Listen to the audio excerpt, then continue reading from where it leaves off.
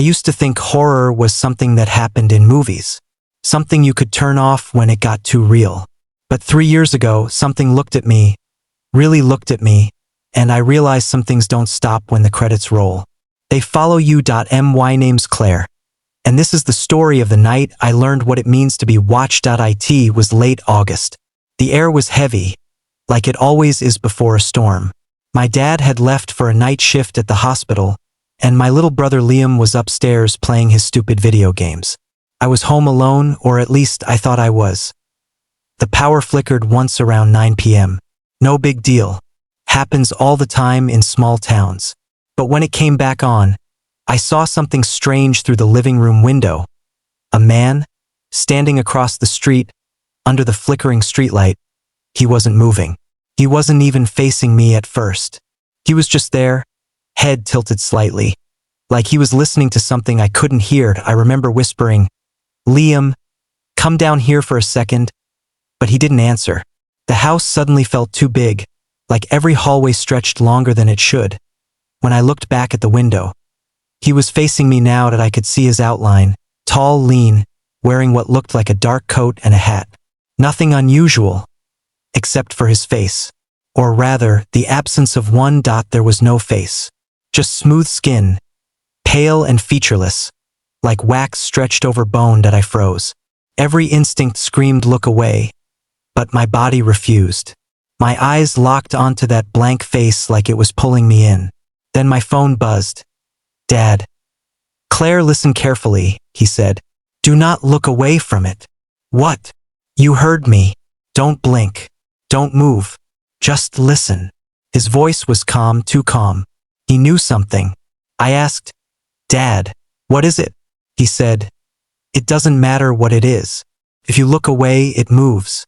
And once it moves, it doesn't stop." That's when I heard footsteps upstairs. Slow, heavy. But Liam was already in his room. I whispered, "Liam." No response. I covered the phone's mic and yelled his name again.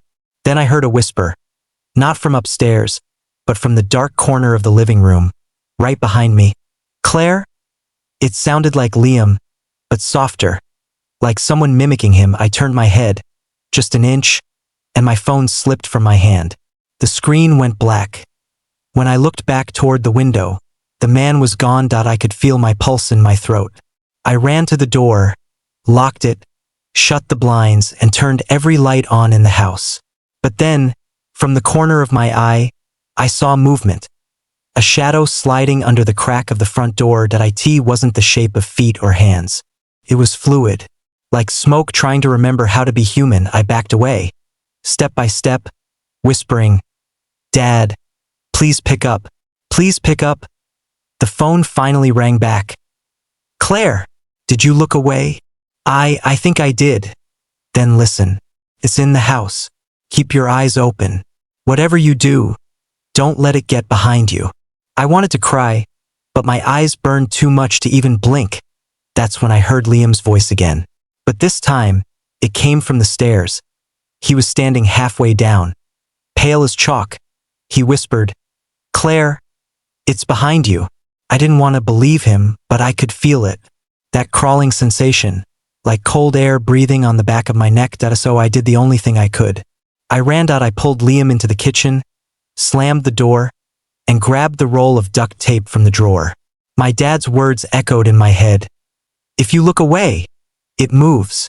So I did something insane. I taped my eyes open. Every blink hurt. Every tear burned. But I could see it now, standing in the hallway, just beyond the kitchen door. A tall, faceless figure, tilting its head, listening.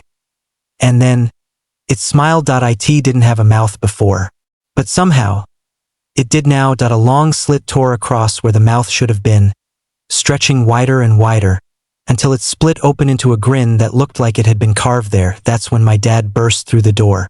He had something in his hand, a small metal box covered in symbols I didn't recognize. He threw it at the floor, and the thing screamed. The lights shattered. The sound cut out. For a moment, it was just silence. Then everything went black. When I woke up, the house was empty. No Dad. No Liam. Just me, And the sound of rain against the window. It's been 3 years since that night. The police said my father disappeared during a home invasion. They never found him. They didn't believe me when I told them about the faceless thing. They said trauma makes people see things that aren't there. But here's the thing, sometimes when I wake up at night, my phone screen lights up on its own. A call. From Dad. And every time, the same words echo through the static. Don't look away. If you ever see something outside your window, something that doesn't move, don't test it. Don't blink. Don't look away. Because once it knows you've seen it, you're already part of its story.